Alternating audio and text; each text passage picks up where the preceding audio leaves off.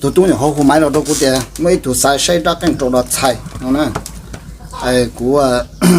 ya hồ lao có cú chơi khá xa đó tụi tôi muốn đầu cho phong yêu sai nó chỉ có vấn đề thế mà tôi nhiều khó xa cái hồ cái máy họ đâu của mua đó này sai nè đó này sai à cha nó cũng tao khen đi nó nè trâu đó xài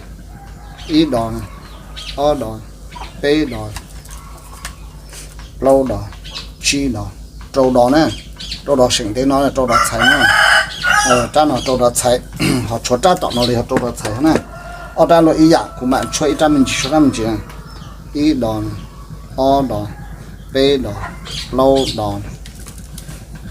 chi đó trâu đó nè ở đây nó bên trâu đó xài nè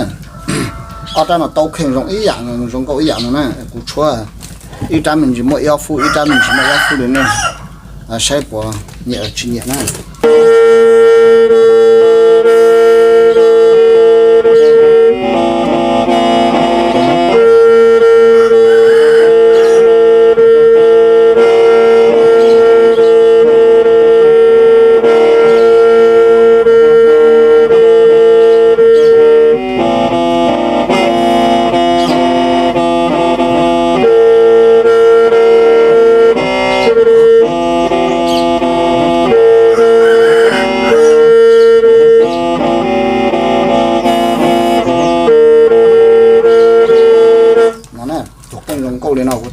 sai nè, tụi cái mà chó luôn câu lên nè, lúc tao sợ nó là cũng luôn câu lên nó, ta nó tao khen này nó ở ta tao khen này, của cho ta nó là cũng dùng ý nè, ta nó lúc tao là cũng khen lên nó, dùng câu lên nó, tụi cái giờ là chó luôn con gì đó bồ nè, nó ở ta mình để ý này,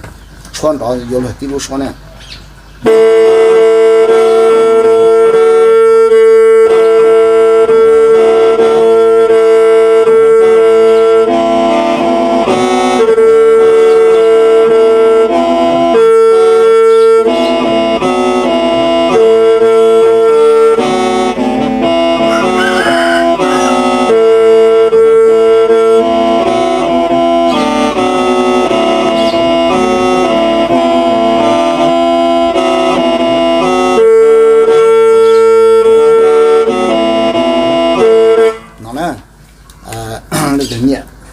Hồ sơ tông cho nè, hồ sơ là tụ tháp để sẽ được cả nè.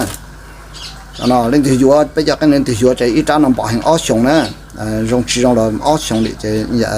dùng chỉ là sao tôi biết khó nè.